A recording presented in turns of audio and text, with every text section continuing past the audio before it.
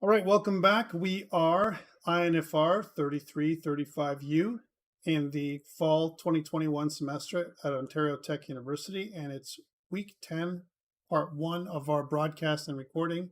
And it's this topic this week is creating mobile games for a specific demographic.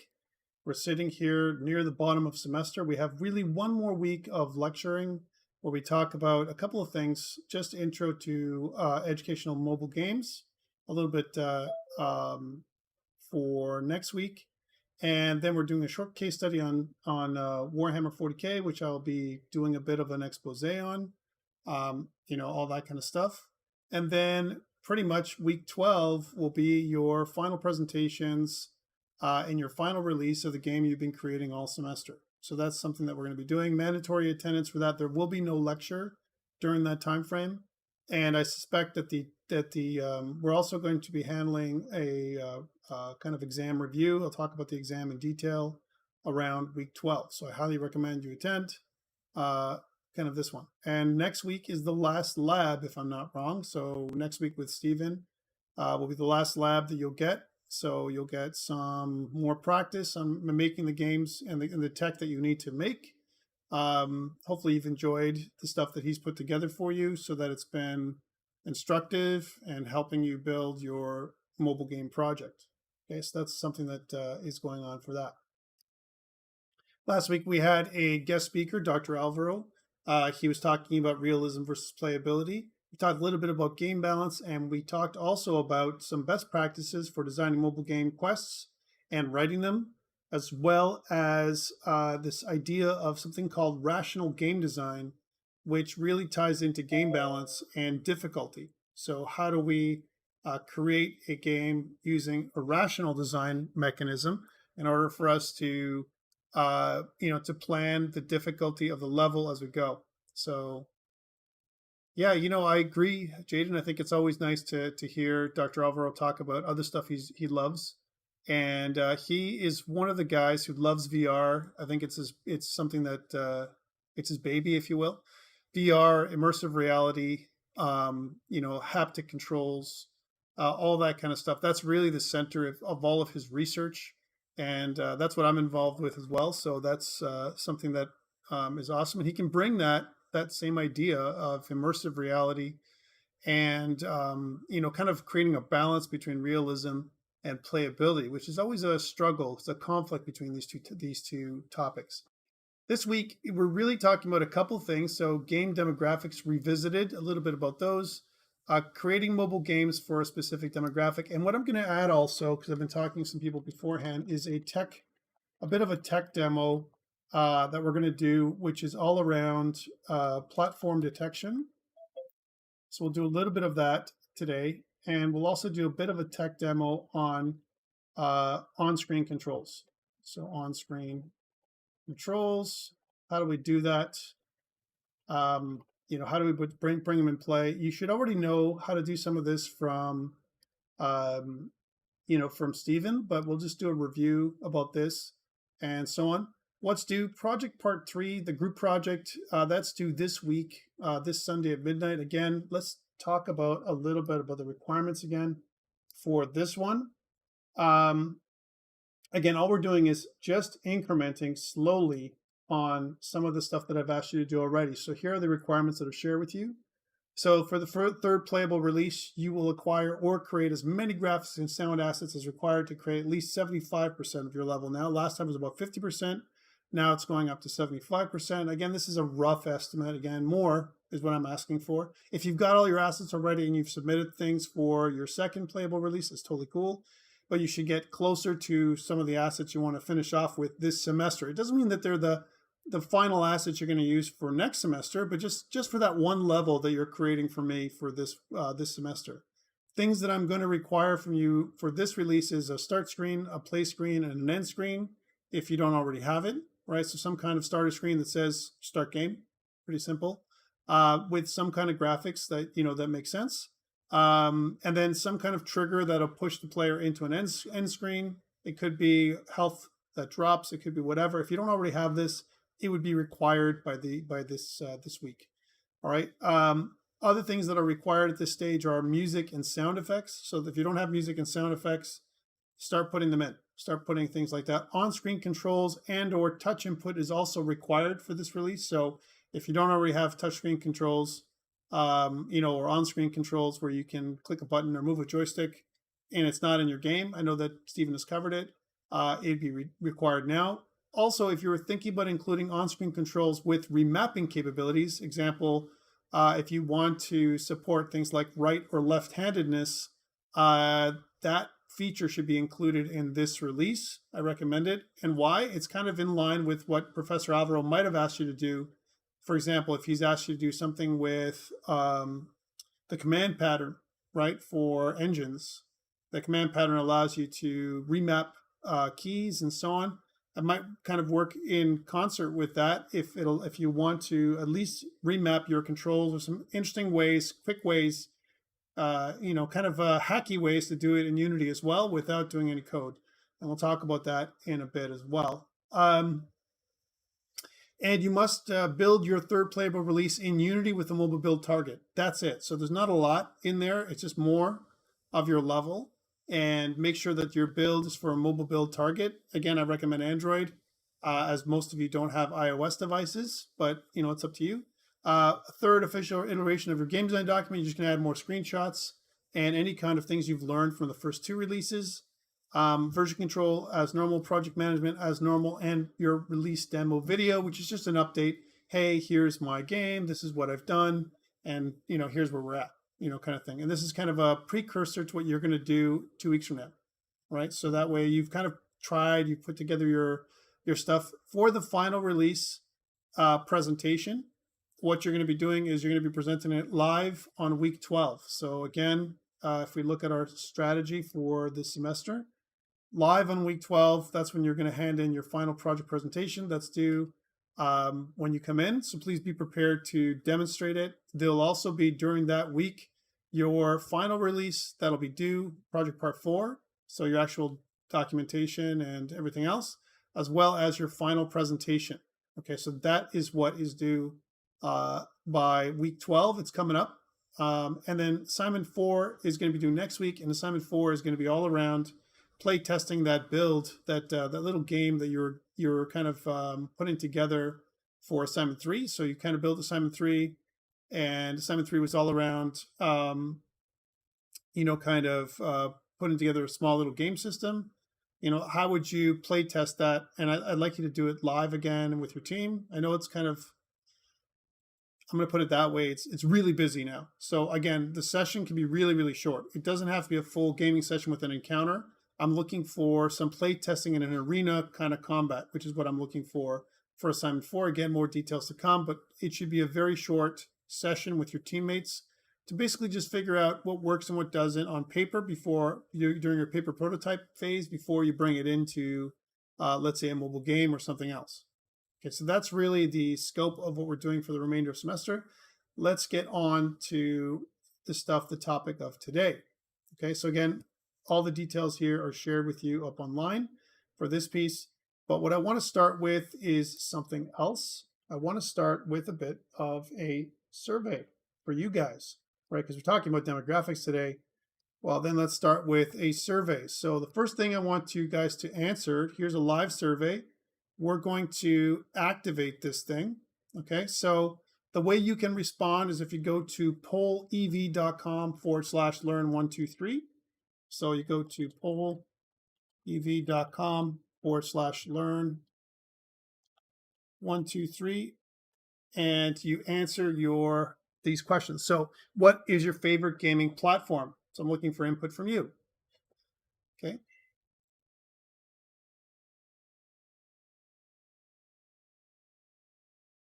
So far we have PC. It's interesting, and there's a different demographic here for you guys compared to, let's say, the average gamer, because you guys are in a gaming program at Ontario Tech University. Perhaps if I was going to ask the average gamer that's not in a game development program, they would answer differently. So there's definitely going to be some bias with this one, but we know this, right? So let's see if there's anything else.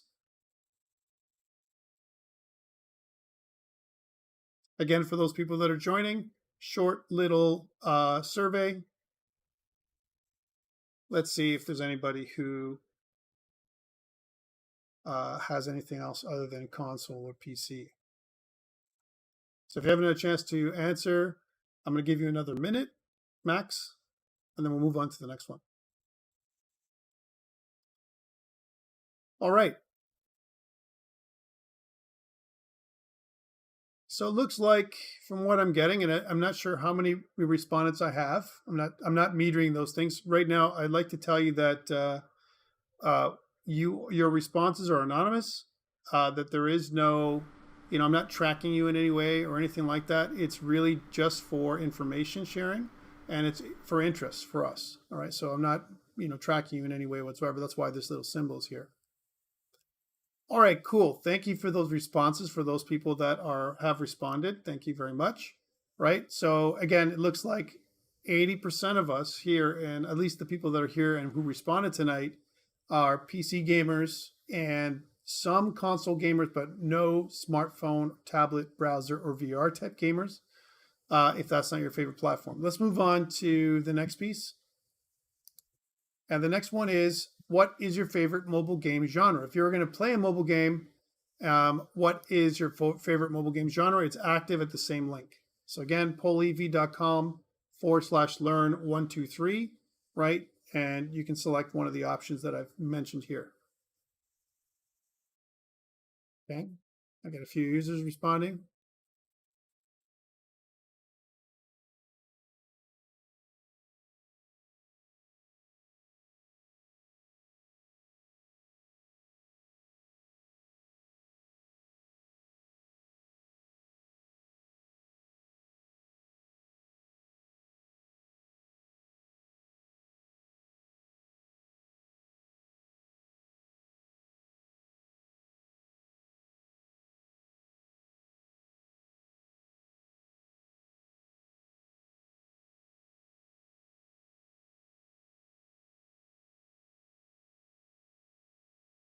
And I'm just waiting. I'm just looking at the results here. So this is interesting again. So arcade seems to be the number one right now. Again, just going to give another minute for responses. With puzzle coming at a number 2, and RPGs, it looks like, and some other games that are not listed at number 3, followed by some people that don't play games, they play simulation games or MMOs. All right, thank you for that response. Thank you. Interesting. Right. Okay. Next one. It's a bit of a quiz. We're sharing these things. Games bring you joy through play. How about that? Let's see if that does that for you. It's a question that I want to ask, and let's see if this is true for you. Do games bring you joy through play? Okay, cool. I can see where all the connections are. That's very good.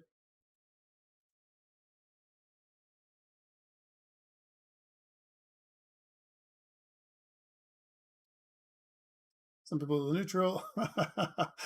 Way out there. Okay. That's very cool. Thank you for that response. All right, so we got a bit of response. We know we're around where you sit in terms of this. Thank you for that. And let's move on to the next one. What type of gamer are you? Now, you need to read these ones. The ultimate gamer loves gaming very much and spends money and free time on games. I'm going to activate this one while we're talking. The all-round enthusiast, interested in all types of games from watching to playing. The conventional player has plenty of gaming devices and loves playing, but doesn't love to watch others play. The subscriber prefers high-quality games, especially free ones, will only spend on games if needed. And the Lapse Gamer, unlike before, now prioritizes other things other than gaming. The backseat viewer, used to play a lot before, but now finds fulfillment in watching others play. The popcorn gamer, gaming isn't really a favorite pastime, but really loves watching others play. The hardware enthusiast, always updated about and with the latest in gaming gadgets and consoles, etc. And finally, the time flyer, plays games during free time, prefers mobile games. So those are the kind of the questions I have for you guys on this one. And again, I'm curious to see if if you guys fall into any other category. I know, I know. It's like, we have some interesting stuff and we're kind of sharing. Again, these are all anonymous, so choose the best option for you, right? I think it's the way to go. And we'll just give another moment for some responses, and then we'll save those responses, and I'll share everything with you guys, the things you guys talked about. And then let's compare your responses with some others.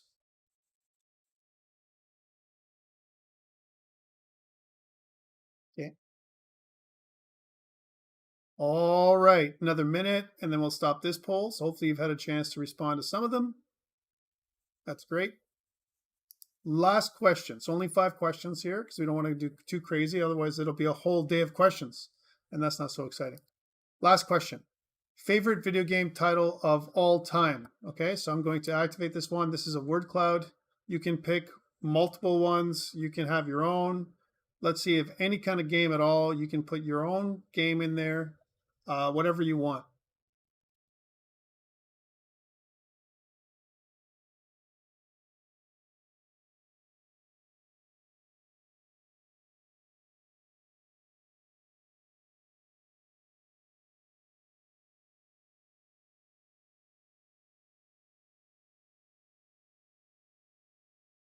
Okay, amazing. Minecraft. Who would have thought that the university students would have Minecraft as their #1 game of all time, right? And of course, there's other things like 1, 2, 3, and 4. People are putting other weird things in there, but it doesn't really matter because Minecraft seems to be the one that's winning out. And if you responded 40 times, then that'll be it. You can also change your responses if you want to. I'm not going to tie you to some responses you have, but just curious in terms of what you're thinking, which is pretty cool. Souls, juice, smash, man. So again, I see where where you guys are going. I see a lot of games that are pretty cool. Some games don't make any sense. Like you guys have put in partial stuff or weird things. That's okay. Breath of the Wild, TF2. Okay, cool. Warframe. It's amazing, that game. It's amazing that that is so popular. Final Fantasy, Zelda, Smash. So again, it gives me a sense of kind of the games that you guys like to play.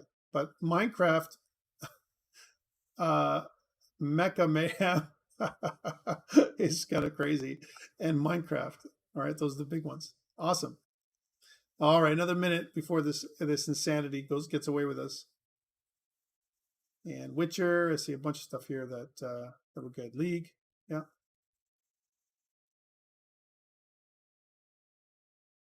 Well, poll is full and no longer accepting responses. Okay, let's deactivate this one now. All right, guys, thank you so much for that feedback. So again, just to go back and review the things that you guys answered. All right, a couple things you guys said. So you said that most of you are PC gamers. This is the way we're going. This is, kind of expected for me. I knew this. Some of you play on a console. No one really chooses, a tablet or a mobile device as their favorite. Arcade games seems to be your favorite if you're playing a mobile game, followed by puzzle games. That's your demographic, right? Games generally bring you guys joy, right? Can generally do that, which is a good thing. And what type of gamer are you? Most of you have answered that you're an all-around enthusiast. And number 2 is the ultimate gamer, loves gaming very much and spends money and free time on games. This is pretty cool. So I'm talking to the right people for sure. And of course, the favorite game is Minecraft and Mecha Mayhem, which is pretty awesome. All right, so that is my little poll. So why did I bother doing that? Why? Because what we're going to be talking about next is all around demographics for 2021. We're revisiting these. This is a kind of a revisited thing. But I want to show you some stats worldwide again when we're talking about stuff. We're talking about demographics and we're talking about who plays and why, right? It doesn't matter whether you're making a mobile game or something else. So number of active video gamers worldwide, 2015 to 2023. That's the prediction. We're looking at number of gamers in billions is again 3 billion gamers. That's what we're looking at right now. 3 billion. That's like, a good 1/3 of the world plays video games. That's a huge market, right? A massive market for entertainment and interaction. Okay. 2 of every 5 people across the world is a gamer, like we said, leading the global market. And the number 1 of gamers is China, and followed closely by the United States. So China, huge market.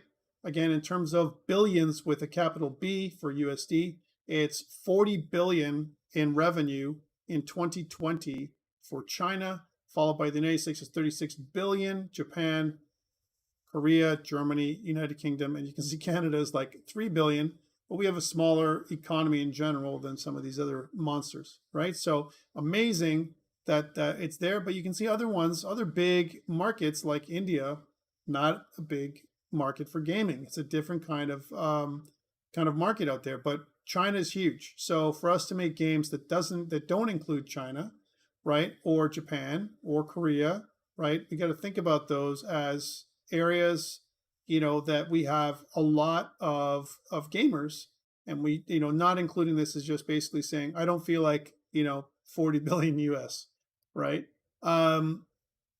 Share of game market revenue worldwide by segment. Okay, so this is like what kind of segments. Now we talked about your favorite PC platforms or platforms. Yours was PC, but that worldwide only accounts to 21% of gaming anywhere in the world. Okay, so 21%. So at the end of the day, when we think about this, smartphone games, and most of them are played in China, as an example, are the number 1 games anywhere in the world.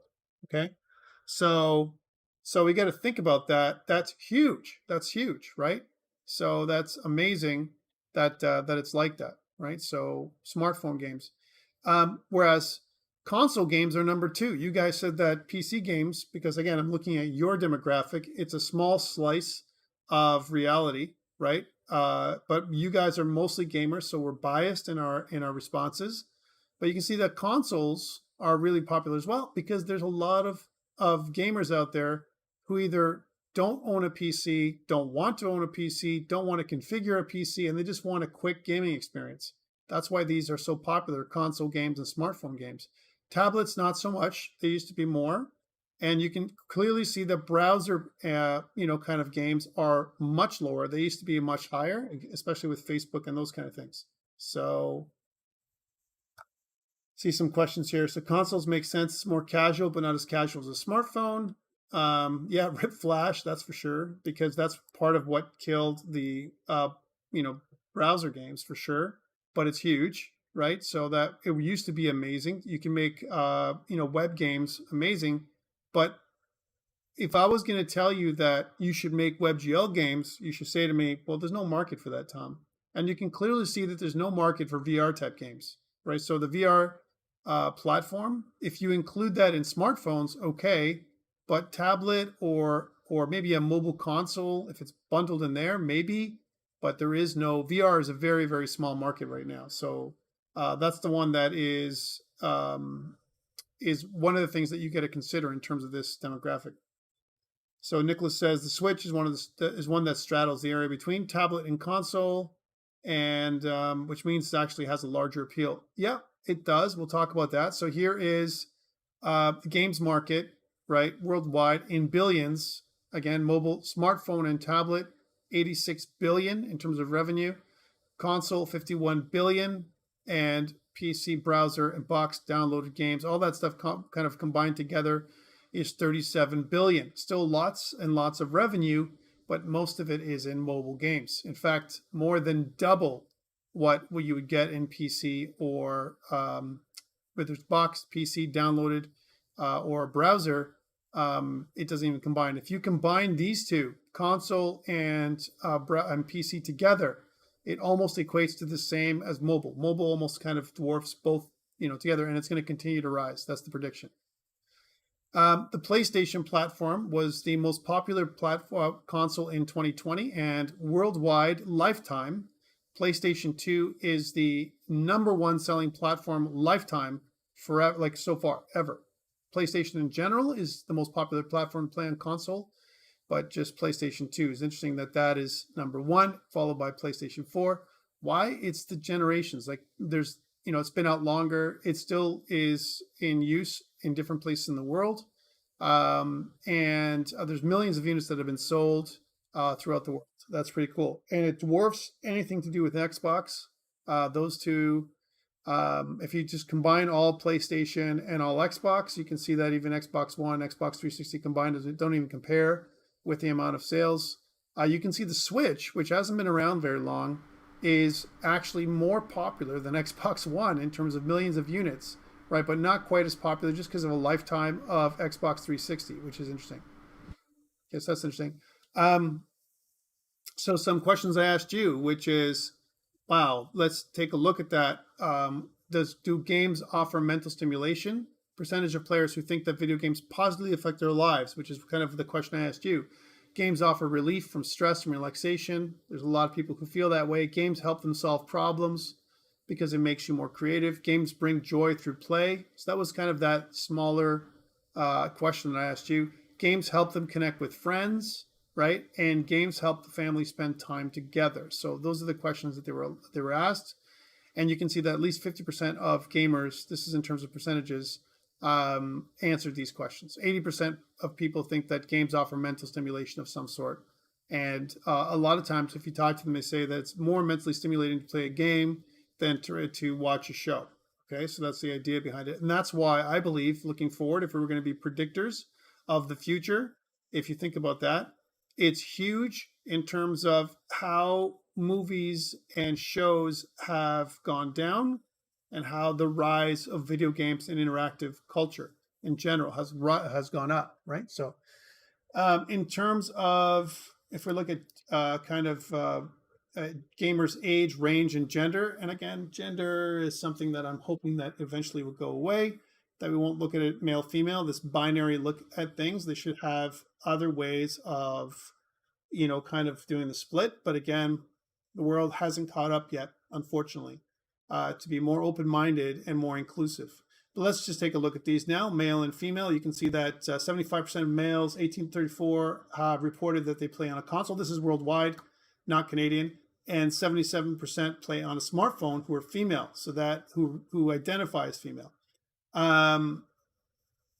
Males 18 to 34, which should be your demographic, most often play action games, whereas females play casual games. 68% prefer playing with friends. Only 48% of female people who identify as female prefer playing with friends. 70% say games help them stay connected with family and friends, where only 55% of female gamers say the same thing. So that is kind of where we're at. There's other demographics here that maybe don't apply to you, but might apply to me, right? For example, in my demographic, which is in here, so far, thank God I'm still here, is 70% of us, I identify as male, play on a console, and 83% of us say that it helps us relax. All right, so that's my demographic. That's where I'm at right now, right? So that's different than what it says up here. Why? Because that's what bubbled up in this case, right? And when the older demographic, it looks like 87% or in the 80s, helps to provide mental stimulation. They look at it in different ways, and they think about casual games on a smartphone. So the older demographic plays on a smartphone for the most part, even from people who identify as female, than on a console, which is interesting. And finally, people who are older, interestingly enough, they play on a PC, right? Which is interesting. And they often play card games. Why? Because that's what they grew up with, and they have a different interest than. And by the way, this suits exactly my parents. They play card games. At least I have a dad and a stepdad. This is 100% true for them. Although I have to say that they don't play on PC. They actually play on smartphones. That's their thing, right? So, and they prefer that over a PC. They don't even own a PC. So that is something that is interesting, but again, this is worldwide. It does not necessarily targets a specific demographic here in Canada. All right. Other information: 9 personas capture all types of gamers in the world today. This is why I asked you those questions. Which type of gamer are you? And it says that the majority of gamers feel that they are the time flyer. which plays games during free time and prefers mobile games. Of course, it kind of is in line with what we saw from a mobile game demographic. So it's not us, it's not you guys here at the university, it's everywhere in the world. If you're going to target a market, like I talked about before, it is, it would be remiss of you not to make a mobile version of your game. It would be you would kind of, from a marketing perspective, you should think about how this plays with the type of game you're making, right? So that is the time flyer. And number 2 would be the subscriber, which some of you answered, right? Prefers high quality games, especially free ones, right? Will only spend money or on games if needed. A lot of my friends are like this.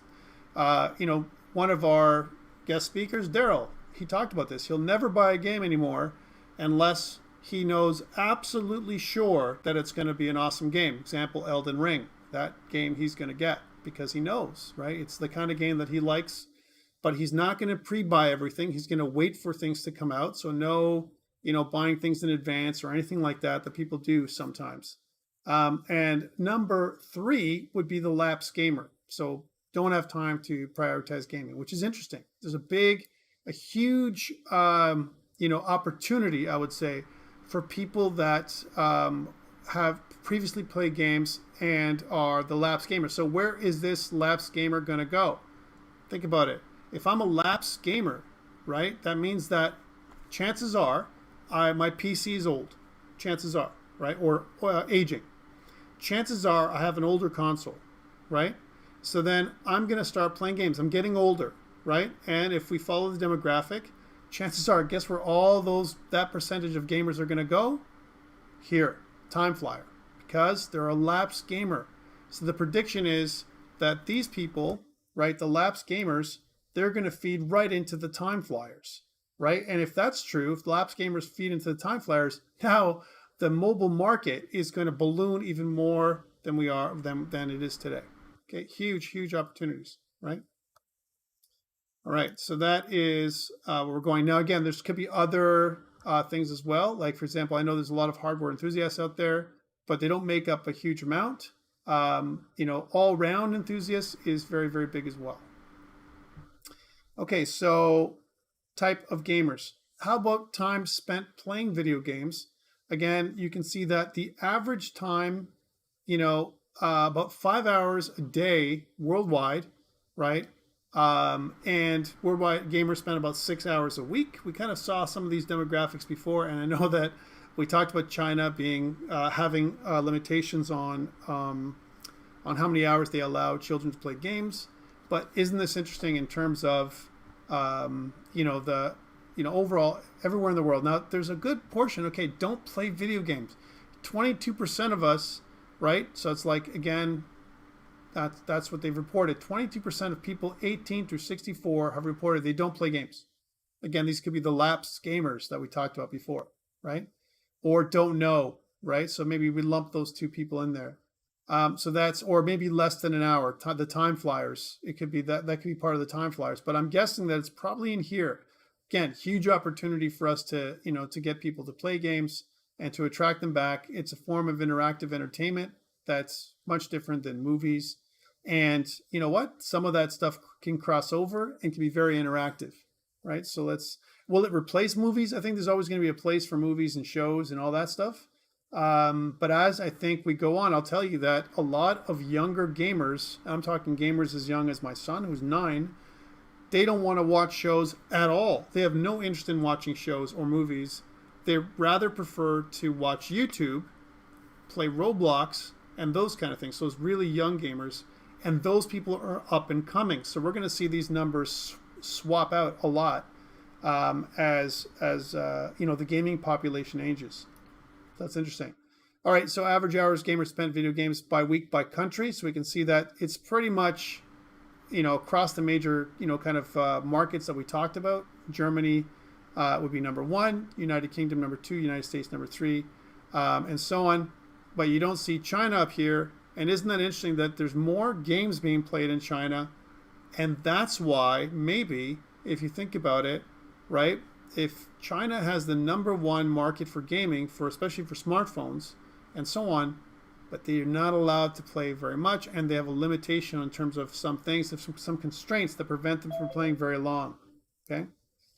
Preferred methods of payment by gamers worldwide. PayPal is kind of overall number one. There's other, but debit card, Visa card, MasterCard, and those kind of things are very important. Things like Apple Pay really hasn't taken off that much, or Google Pay. Isn't that interesting that those two things, I know they're newer over the last 4 or 5 years. They're not as popular, but but you can see people bank wire transfer. That's huge. I can't believe that is a thing for games. Top mobile games, again, as of this recording for 2020, Among Us seemed to kind of win out for 2020 with 282 million downloads across the app stores, which is pretty interesting. Some other things that we talked about last time, so this is an updated list. And then statistics point to puzzle games. You guys said that your favorite game, as an example, when we did our stuff, one of them was puzzle games. Puzzle games seem to be the winning game for you to create for mobile. All right, so it's kind of the biggest winner, followed by role-playing games and arcade games. Action games come down here, and then interesting enough, card and casino are down here, but that makes sense because of the demographic. There's fewer players that are older, and there's more players that are younger and people who want a quick experience. So puzzle games make sense. The puzzle games, arcade games would be kind of at the top. And if we're going to look at leading games in the Google Play Store in the United States for April 2021 by daily active users, Clash of the Clans was the big one. Subway Surfers, still huge. Candy Crush Saga, 8-Ball Pool, and a bunch of other ones. Roblox mobile is huge. And of course, that would be up and coming because of the, kind of a lot of people who are on remote doing that. And revenue growth of selected mobile game genres. Action is the most, I would say, revenue generating game type. Hyper casual. We talked about hyper casual games being the number one game, but those two will be the big ones. Okay, so that is where all of the games are coming from, but this is across all genres, including geolocation AR, so things like Pokemon Go, strategy, arcade, puzzle, simulation, and so on. Okay, so really interesting, the demographics for where they're coming from. Again, these are as new as I can get them today.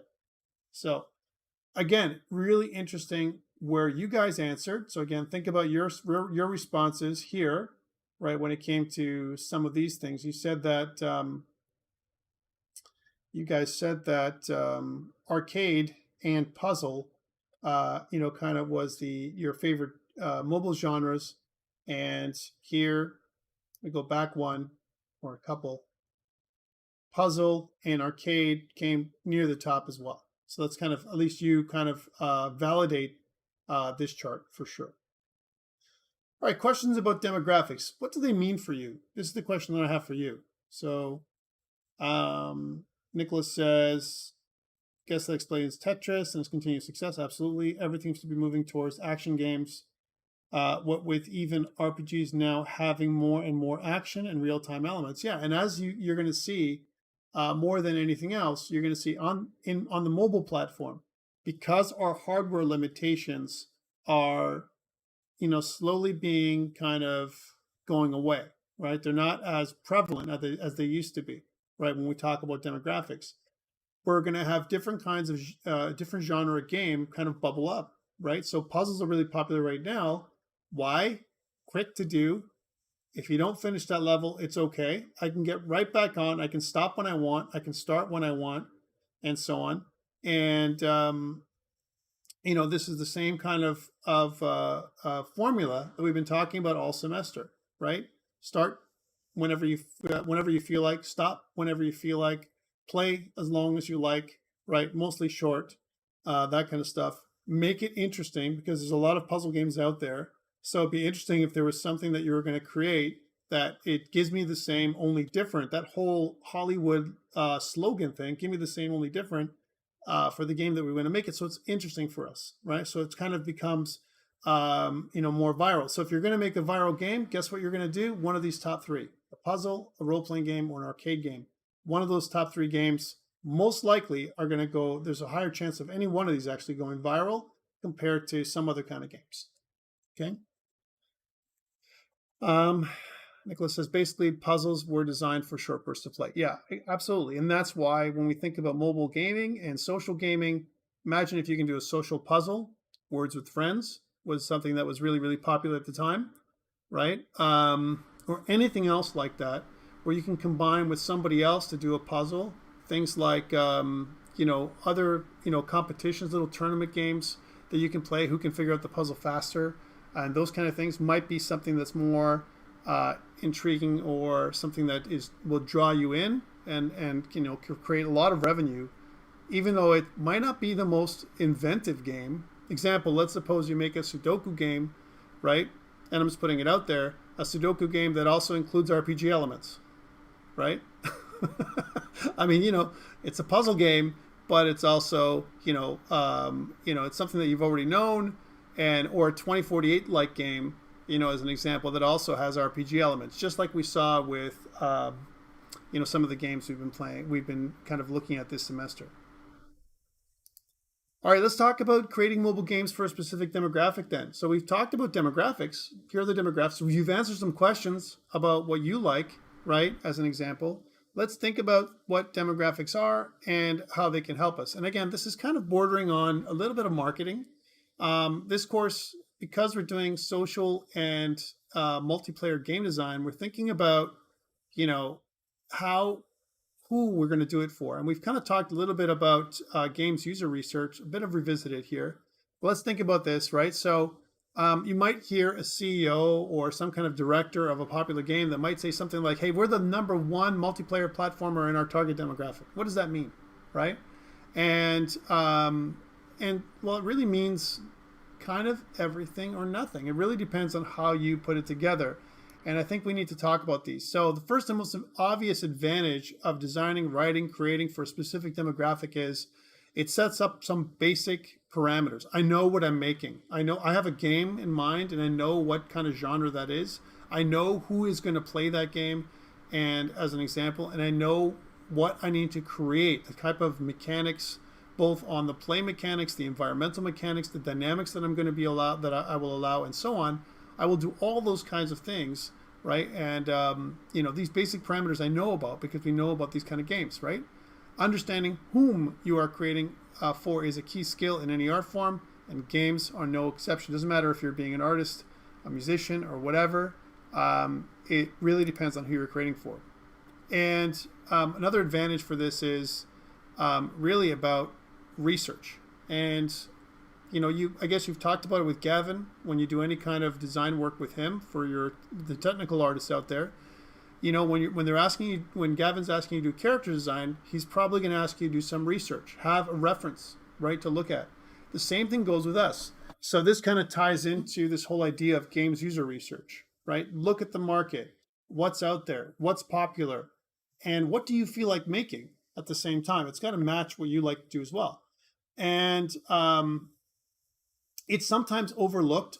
Remember, we talked about games user research. It should be part of every process from the beginning to the end. We should be thinking about research. That's how important it is. And you guys are going to have a whole course on it next semester. So again, it tends to be true with the designer, writer, creator is not a member of the demographic for where you're developing for. So example, if you're making a game for kids, are you guys kids? No, but you can't be kids because you guys are, developers and you're in university, right? But maybe if you're developing a game for kids, as an example, you're not part of that demographic. You need to do some research. Or if you're developing for an older, group of people, you need to do some research, right? Or if it's another kind of demographic, if you're making a simulation for a certain group of people, you need to do some research again. You may not be part of that group. Example, people who have Alzheimer's and dementia. Chances are you're not part of that group. But we know that VR, there's some, interesting research that says that, we can stimulate a person with dementia, right, with video games, especially VR, and that it actually can help them deal with some of the symptoms, right? So, but you're not part of that demographic. You need to do some research. So there's a huge disconnect, and especially when it comes to narrative issues, because or other broader social concerns related to that demographic, right? Couple things we know for sure is that younger people are more inclusive. This is in general, guys, and I don't want to generalize too much, but typically they're more inclusive, and you know, a lot of the programs that we get from K to 8 also include things like, hey, there's no bullying. None of that stuff is allowed. We want to make sure everyone can play together, all right? So there is no, you know, kind of split between culture or race or religion or any of that stuff as much. Not tolerated in schools these days, especially not how it was in my day, right? Or not even really known about in my day. There wasn't even a conversation about it, right? So all those things, it develops a whole different demographic. When we say demographic, it's not just the numbers and the graphs, but people that we're talking about, okay? So when done right, you know, creating something for a specific demographic is super positive for both the creator and the audience. The audience will benefit from a developer who took the time and care to research and represent themes that the audience cares about. So that's huge. And that might not seem like much, but it can make the difference between like a meh experience, I don't really care about it, it's ugly, to a player's favorite game. And I agree with that 100%. You know, that is probably the case for you as well, right? You've played a lot of games that are similar, chances are, and the games that are the most interesting are the games that are just a little bit different, that include a bit of a narrative, that have a really cool aesthetic, and those kind of things, but that also are targeting you in many ways. That they know the things that you like, right, for your demographic, for your age, and so on. One of the things that is a problem, and I'm going to talk about stereotypes now for the next little bit, as a huge problem, okay? And let me talk about this with you guys as well, right? And it's both the worst and easiest trap to fall into as a developer, using a stereotype.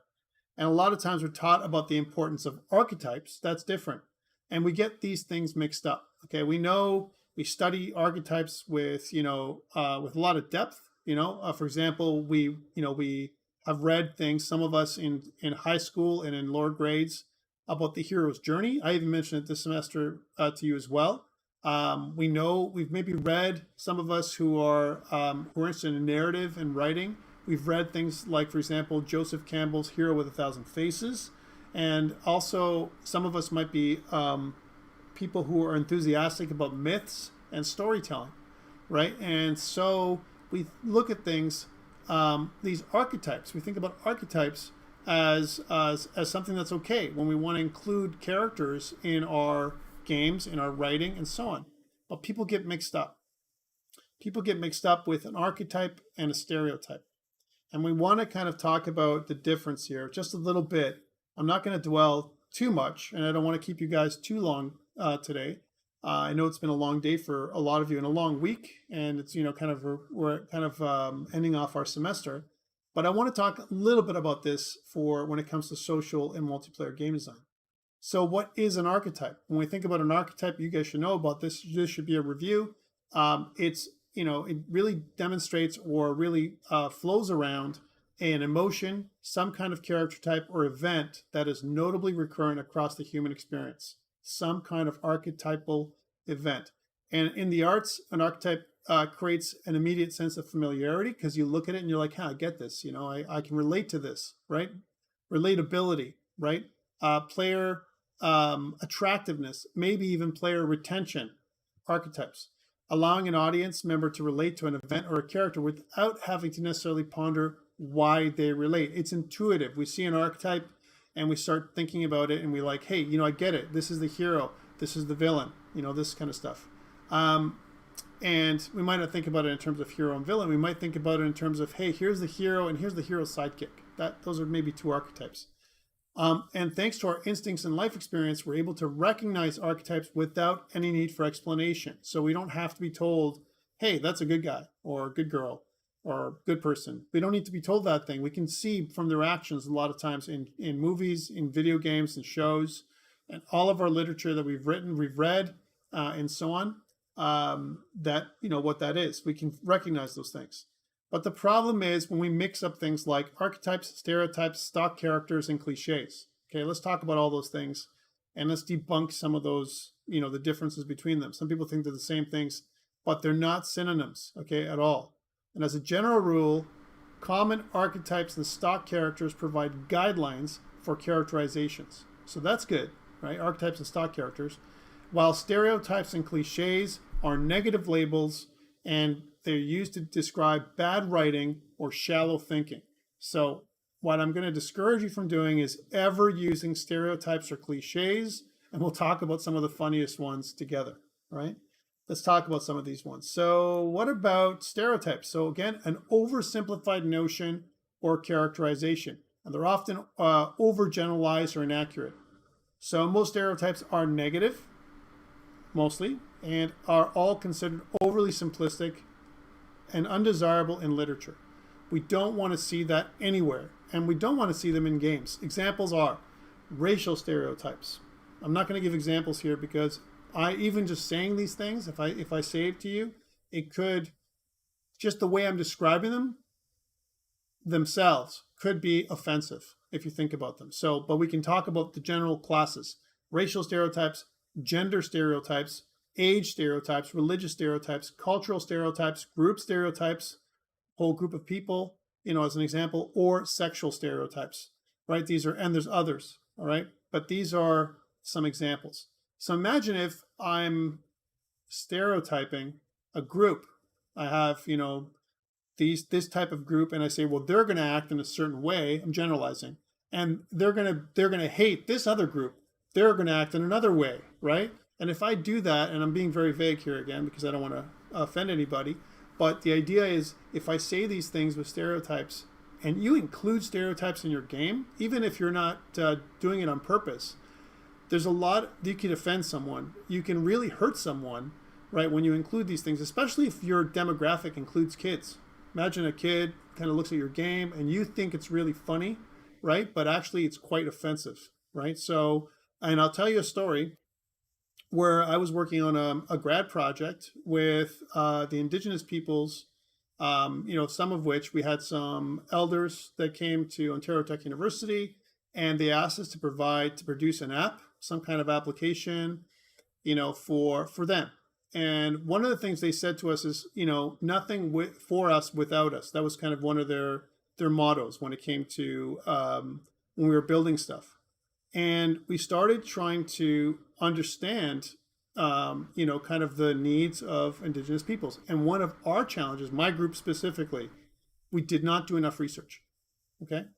No matter what we said, and no matter how we offered our application, even the name we called our application was absolutely offensive, right? Why? Because we did not do enough research.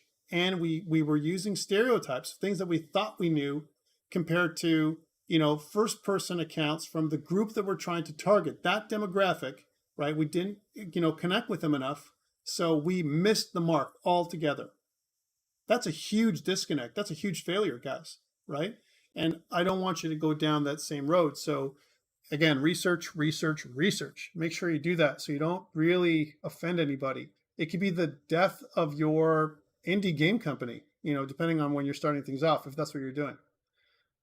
Number 2, a cliche. Ooh, there's other ones. These are funny. It's an idea, event, or detail that's used so repeatedly in literature or in film that it becomes predictable and boring. Okay? So here's some examples. It was all a dream, a hallucination, or virtual reality, or insanity, right?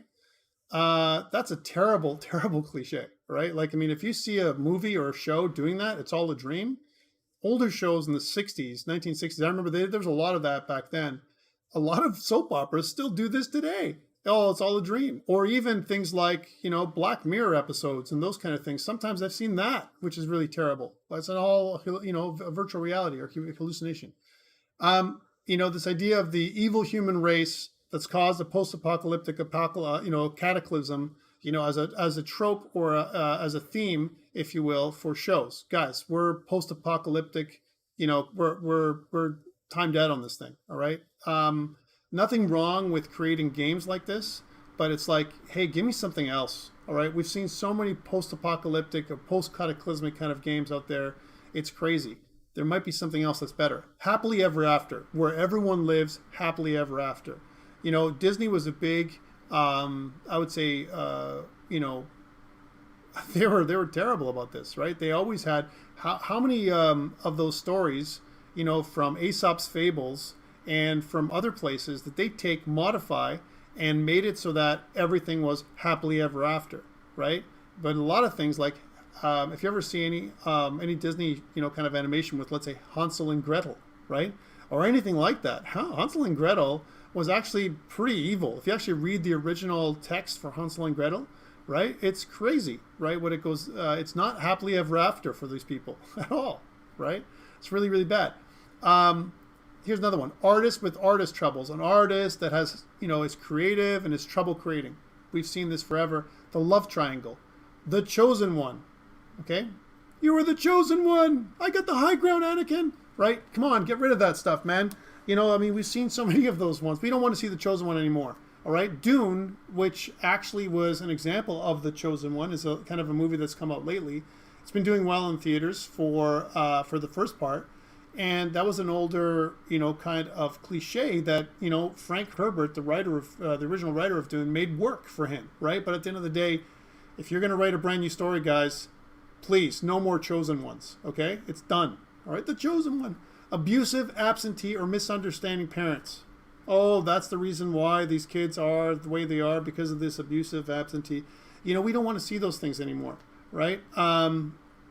Too many inside jokes or pop culture references. I can't tell you how many audiobooks I've listened to, or how many books I've read that use Star Wars, and Dungeons and Dragons references, and Star Trek references, and Back to the Future references. And we see a lot of movies like that also kind of, stand on the shoulders of other pop culture because it's, they're what are they doing? They're pandering to the demographic.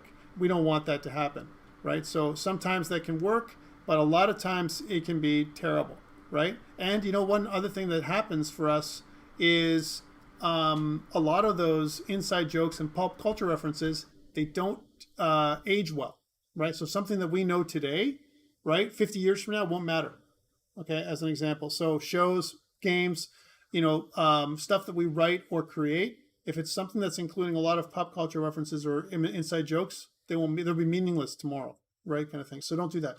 Countdown clocks and time limits. You know what? You only have 24 hours in order for you to do this, or the poison will kill you, right? You must do this because the poison is going to kill you within 24 hours. How many shows, movies, and stuff like that have you seen?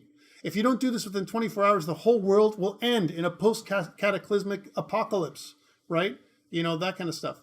We don't want that. Okay, those are, don't mix these. Okay, it's not going to make it any better, right? Here's another one. Let's knock the character unconscious, right, for plot convenience. So, you know what? I was traveling down an alley and I didn't see, and all of a sudden, boom, everything went black. How many times have you seen that or read that in a story? Everything went black. Guys, it's a terrible, terrible cliche. Don't use that, right? Jonathan says, my favorite is doing that in games, but then having no timer, which Nier Automata did, but they also did a specific scene that they had a real time limit, and it was such a good scene. Metroid has the timer thing, but only during the self-destruct sequences. Well, it makes sense, but imagine the whole thing is a timer. You have a time limit. You got to go fast. And that produces, what was this done for? This is, to create faux conflict or pressure. It's creating pressure for you guys, right? So we write something like this, you have no choice. You must do this in a certain time. And so it creates almost like from an open game world, it shrinks the open game world into a much smaller place. Okay? The Mary Sue, okay? A character that can't do anything wrong, usually a female character for some reason, can't do anything wrong, has no weaknesses. Captain Marvel was actually, she was criticized, right? The show was criticized as Captain Marvel being Mary Sue, right? And if you actually seen that, the movie, right? I'm not sure if I 100% agree, but I mean, really, she was like so powerful, right? Where was she? How come she couldn't solve some of the problems that we had in the Marvel or the MCU? Why couldn't we deal with that, right? So AIM says most of these can be done well, but need to be done carefully to work. Yeah, we're going to come back to that in a second. The random romance. A human falls in love with a robot. Robot falls in love with a human. This kind of stuff. I mean, it's been done to death. A multi-race bar room, right? The Mos Eisley Cantina. I'm going to go into the Mos Eisley Cantina, and we're going to see multiple people, multiple creatures from different races in a bar, Okay? Again, cliche. It's been done not just in Star Wars, but in other places, other literature, in fantasy literature, and a bunch of other stuff. We see a bunch of different people coming together: vampires and wizards, and unicorns, and other things like that. I know, it's crazy. And meeting of the Council of Wizards, or meeting of the Galactic Council. Don't do those things, guys. Don't make those kind of things. A computer or AI that blows up trying to solve a paradox, right? You know, I mean, how many times do you see Captain Kirk do that in Star Trek? How many times, right? It's a terrible thing, right? It's like, you know, Nomad. You messed up, Nomad. Does not compute, and all of a sudden, you know, it blows up, right? You know, the last minute rescue, they're not going to make it, and it's Deus Ex Machina. Somehow, you know, we're able to survive by the help of our friends. Hold on there, buddy. You know, kind of stuff. I'll come and save you, right? I mean, no one wants to see that. And the last one, and the worst one for me, is time travel plot fixes. Okay, you know, Marvel Endgame. Come on, like that's just. You know, I mean, they did it okay. I think Endgame probably did it probably the best of all of them. But yes, I love time travel too. Yesterday's Enterprise on Star Trek is a great, you know, time travel show, right? And same thing with, you know, Back to the Future. You know, but it creates paradoxes, and it also creates problems, and a lot of it doesn't make any sense, and it's a lot of times very weak writing, because it's a way of getting ourselves, you know, digging ourselves out of a hole and digging ourselves out of a corner, right? We don't want to do that, and these are all terrible examples. But going back to what Ames said, what if we did this, but we took a cliche like this, but then we said, hey, maybe, just maybe we can make this a little bit better, you know, by taking some of these ideas, right? And then, you know, adding some flaws, right? All right, exactly. Damn it, Snake. Okay, how about good stuff? That was the bad stuff. The bad stuff is what we just talked about. Here's some good stuff. A stock character now is somewhere between an archetype and a stereotype. All right, so not quite as good as an archetype, right? But not quite as bad as a stereotype. But it still has issues using stock characters. I think it's great for blocking out stuff. If I want to block out a scene, I'm going to use a stock character, right? So they can serve as an effective foil of a main character, particularly in comedy, but they aren't compelling as protagonists. So don't use a stock character like this as a protagonist. Okay, stock characters originate from the classic European tradition of, you know, commedia dell'arte. And actually I did this, you know, kind of mask drama, a mask drama where you wear a mask. You literally put a mask on your face, right? And it's and you act out the role of the stock character through the mask. It's not you, it's the mask. And so you can't express yourself, but the mask itself is the expression. Okay, so the idea here is, and there's other things around that, but let's think about this. Here's some examples. The spirited, intelligent young person, right? And the sensible, dutiful young person. So the sensible, dutiful person, or the really spirited, intelligent person. We've seen these kind of things. Notice that they're adding a couple of words to describe a character. Again, not that deep. A one-liner to describe a character, right? Enough that you get a sense of what it does, right? But not quite enough that it gives you real value, right? Or deep enough to describe a bio or a backstory. Terrible parents, okay? A handsome or beautiful, morally reprehensible, and work-averse person. Who do you know this? We know characters like this, right? An eligible bachelor or bachelorette, reserved and dignified, okay? Young lovers. The tragic hero, the femme fatale, a proud ruler, and treacherous or jealous friends. We've seen this in shows. We've seen these, you know, stock characters in movies. We've seen them in video games. And every time we see a stock character like this, it means that the writer or group of writers hasn't gone deep enough to create things like more character flaws, a backstory, a true bio, and all that stuff, which creates true characterization. Okay. Sometimes there's just no time, and stock characters are used just to block out story elements. So here's archetypal characters, all right? And again, some of these lend themselves more to protagonists or villains, But you can use any of these, if you think about this, whether they're to make them good, bad, whether they're a major or minor character, any of these things can be used for that.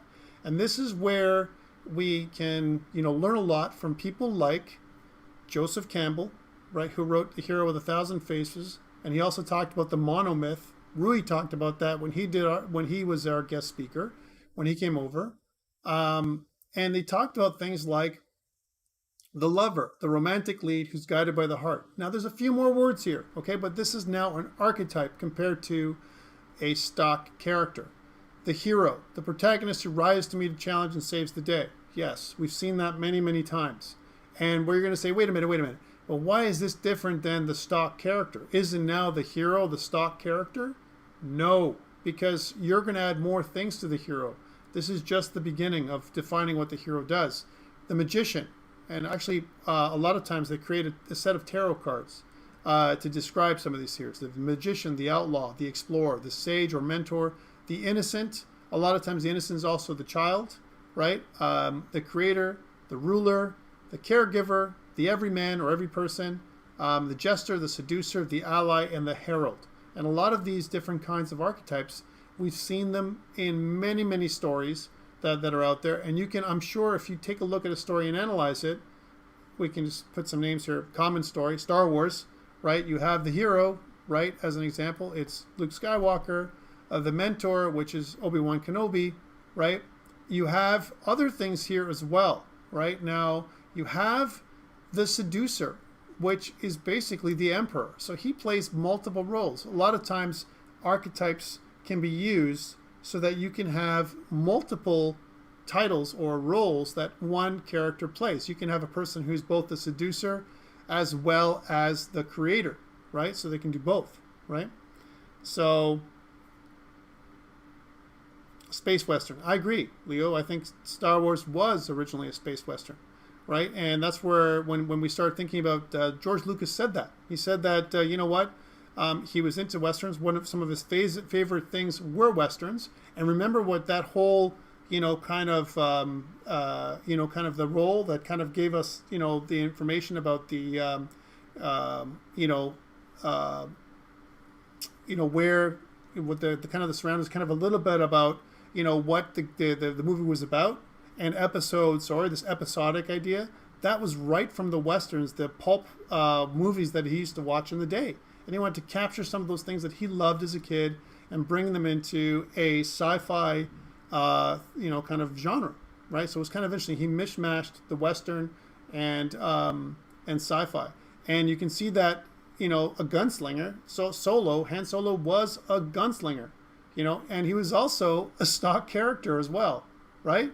You could have seen him as the handsome, morally reprehensible and work-averse person, right? He could have been the stock character. Or you could have saw him as the outlaw, a rebel who won't abide by society's demands, right? You could see him as that as well. So depending on how far you would write this person, right, and kind of the backstory, they can fit into one of these archetypes. And the idea of having archetypes and understanding the hero's journey is just a guideline. It's like you're hanging your story on top of a structure. All right. So you have a structure. Think about it as you have a hanger for your clothes. You have a structure for your story. You're hanging your story on top of this structure. And the structure is this idea of the hero's journey. Some people don't like these things because they can be very formulaic. Let's talk about formula a little bit. We're talking about archetypes. We're talking about stock characters. They're formulaic. But why do we use archetypes and stock characters? Because they're relatable. We can, they're familiar to us. We can connect with them. And that's why we use those kind of things, right? So we want to continue to write outside of stereotypes and cliches. We know that it's really super tempting to transfer these ideas over to social demographics. And we want to say things like, hey, I got a stereotype, not just about characters, but I think I understand the demographic. We have this idea in our head about what they, quote unquote, like, what they, quote unquote, want. Don't think about what the genre or what the demographic wants. Connect with them. Ask them the question. And so here's the golden rule. Just because you can see a visible trend does not mean you should base all of your creative decision on it. And there's no quicker way to a player's bad side than pandering. We don't want to pander to a demographic, right? To really make it obvious, to make it 2D, in terms of like how much depth there is when it comes to some of our writing and our creation. We don't want that. So here's some ground rules when considering our target demographic. Treat your demographic like people. All right, that's what they are, in fact, right? All of us are people. So that's our target audience. That's what the demographic thing means. When making decisions, design decisions, don't think, what would minority X like? Example, you want to include a particular minority, whatever that minority is, or if you're looking at a specific demographic, my example, which was indigenous people, don't say, what would the indigenous people like? Right? Think about what the character would do and create detailed character backstories. Also, something to add here is connect with the people that you're going to, create your content for. Places can be stereotyped too, okay? And a lot of that sometimes happens where we think about a place like France or some place that we haven't been before, and we have an idea of what that place is really like. But then, and if we write something where we've never been to a place like that, maybe we've looked at a postcard and we see this beautiful picture that's been painted on the postcard, but we've never been there, it can be really bad, especially for people who live in that place. Imagine if someone who is living in the United States writes a story about, Oshawa, right? Or living in Toronto or something like that, but they've never been to Oshawa or Toronto before, right? They've done a little bit of research, they've got some postcards, they've done some stuff online, but they've never been there. And that's why some of the best writing comes from experience. And how we can get experience is by doing our research. I can't stress that enough. Other thing is, don't steal people's stories. I can't tell you how many times that people have told me, oh yeah, my game is like this game and that game kind of slapped together. And there's a lot of the story elements they're bringing in is basically stolen from these other games, right? And kind of slapped together, almost like spray and pray story writing, which is not great. The other one is, don't create token characters. Okay, we know what we're talking about here. I don't want a token minority character that's in the game, so it panders to the demographic. That will not suffice. Okay, can you imagine if I was making an application or a mobile game about indigenous peoples and I included them as a token character, or even a person who's not the minority as a token character? Make it realistic. That's the idea behind this. If you're going to cater to a particular demographic, connect with people. It's okay for your characters to have flaws. One of the things that people are afraid of is, again, they're catering to a specific demographic, but they're afraid to give that particular minority flaws. Okay? Everybody's got flaws. We're all human beings, right? At the end of the day. Even robots that you write, they're personified, right? In some ways. They're made into people, right? So every one of them has flaws. That's the main thing about writing your character, especially if you write a good video game character that has flaws. People are going to be interested. We love flaws. We want to fix the flaw in the character, right? That's what we want to do. And we can show growth through the game, right? That's the way we can do it. We talked about that several times this semester. And reversing a trope isn't always the right call. Okay, so, that's another thing. So if we pick one of these other cliches or tropes, let's do this, right? So here's a bunch of cliches. Let's reverse some of this stuff. We're never going to be happy. That could be a cliche.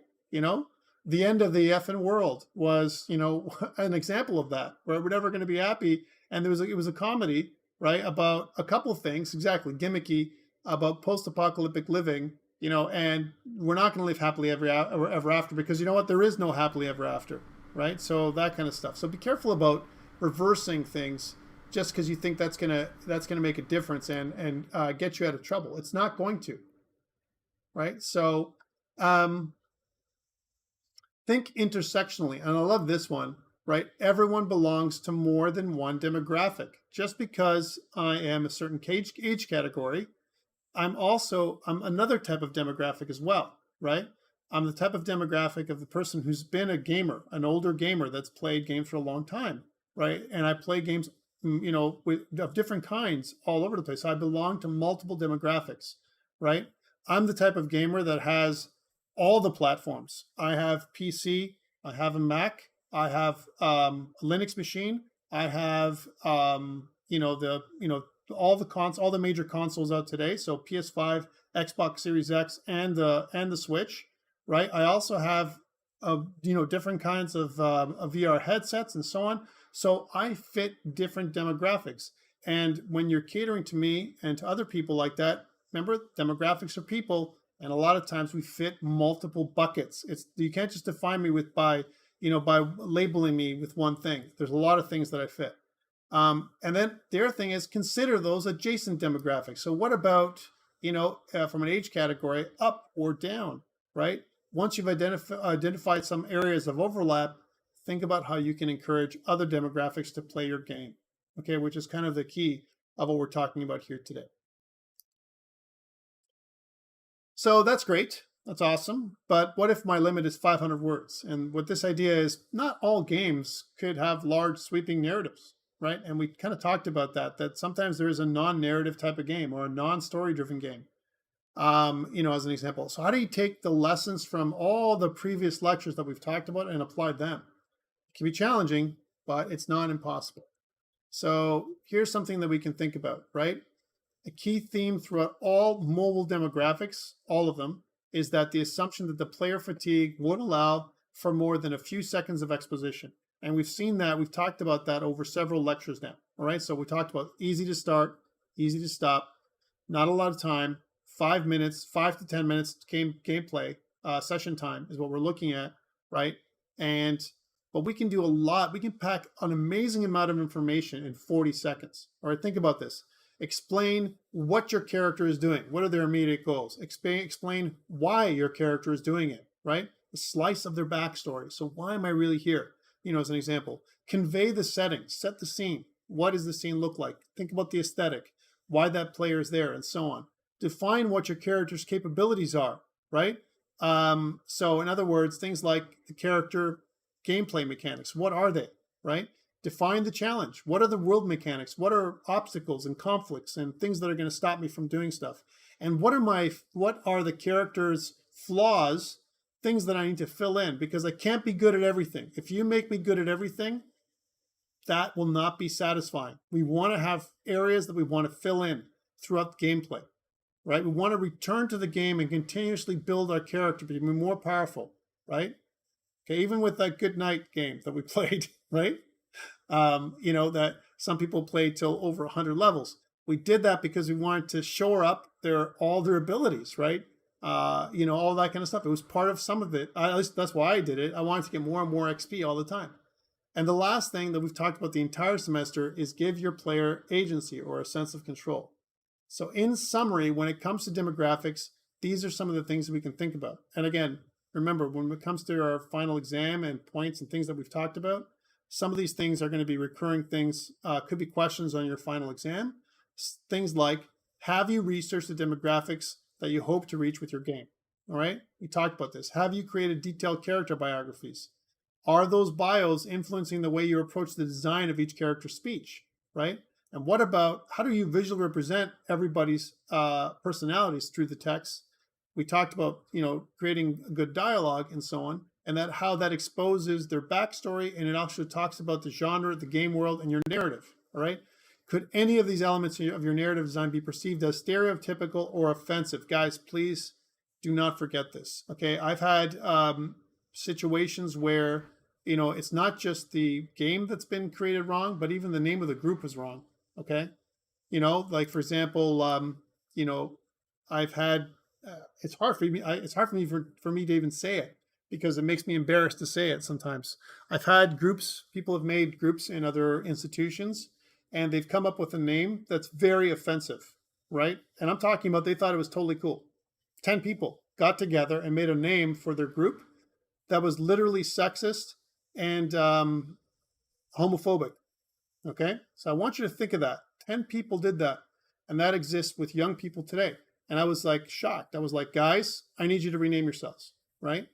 That was just their name of their team. Never mind the game they made or they tried to make. And I had to step in and say, guys, I'm sorry, this is not acceptable, right? And they just don't understand. People don't see it. Sometimes it's developer bias. You're like, you have this really cool quote unquote idea, but it's going to hurt someone. right? And who cares, because even if it's offensive, we've played a lot of offensive games. Well, there's offensive and there's offensive, okay? And sometimes we have, there's things that cross the line. Please be careful when you're creating stuff. It could, kind of be the nail in the coffin of your company, all right? If you're not a member of the demographic and writing for it, have you asked members of the demographic to provide feedback on your game's narrative design and overall design, I would say. If you're still concerned and have the means, have you hired a diversity consultant? And I think diversity consultants are a great idea for small indie teams, or at least connecting with people, members of the community, the demographic. That's why they have things like study groups and, kind of those kind of things where they give their game over to testers that are in that demographic. They can give feedback to make sure that you're hitting the mark, that you're satisfying them, that they're happy with what the game that you've created. You found the fun for them, right? As an example. If you've drawn inspiration and information from members of the demographic you're writing for, have those individuals been properly cited? That's another one, right? You make a game and, you have a writer or an author. I'm just always thinking about, games like The Witcher, where the author sold their IP completely to CD Projekt Red, and they got really mad afterwards and said, "Wait a minute, you guys made all this money for my story, The Witcher story. I want some money." They didn't even a lot of times they didn't even thank them. Is your work devoid of token characters? Remember, token characters are a way of pandering, and they're a way of, we want to add a token character, token minority, because we want to make sure that we seem inclusive, but we really don't understand inclusivity. We have no idea, but we're adding them anyway, because our PC culture and all this other stuff that they say. I hear people talk like that. That's what they demand. So therefore, we need to add these token characters in there. Don't do it, guys. It's ridiculous. Don't do that at all. Make sure your characters are appropriate and flawed. All right, all of them, because that's what we all are. We all are flawed. And have you considered how players within your target demographic will view your game? How about players outside? How are they going to view your game? As an example, because again, depending on the demographic, your audience, the more specific you are, you're targeting a specific demographic, you're shortening, or your audience is getting smaller and smaller. The smaller your audience is, a lot of times it makes it so that your game will have less sales. And so that way you want to hit a demographic with a good appeal, right, at the same time, and a game that's interesting, but is also inclusive nowadays. Have you thought about how adjacent demographics can influence your game? So these are all things that we talked about. And I think this is kind of the end of my talk in terms of how to design for a specific demographic. Questions around this, comments, what are your thoughts?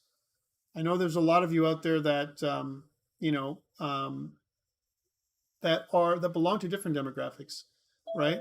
And I think one of the things that we don't want to do, like I said before, is, we don't want to exclude anybody, right? But at the same time, we can't be all things to all people. So what we need to do, we have to think about, is what we are not doing, what we are not creating. Because when we try and do to be all things for all people, what ends up happening for that is we don't do anything well. Okay. Jane says, End of the Effing World was an incredible show. It's funny as hell. And one of my favorite shows, I'm not sure if you guys have seen it, is Arcane. It's on Netflix. I wasn't 100% about it when I was watching it lately. When I first started watching it, I was like, Arcane, okay, no problem. It's just another video game, that's getting made into a show. And then I started watching it and I'm like, no, this is pretty cool.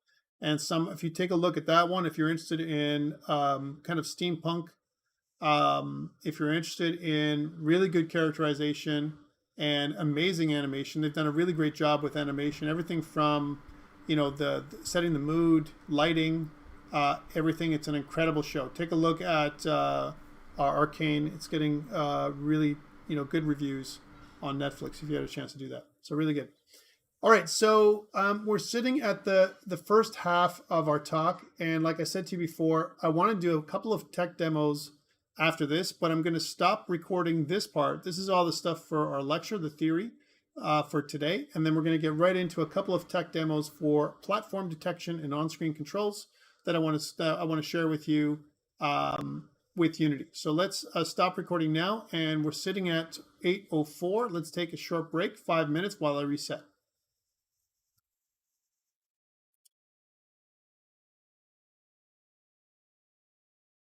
All right.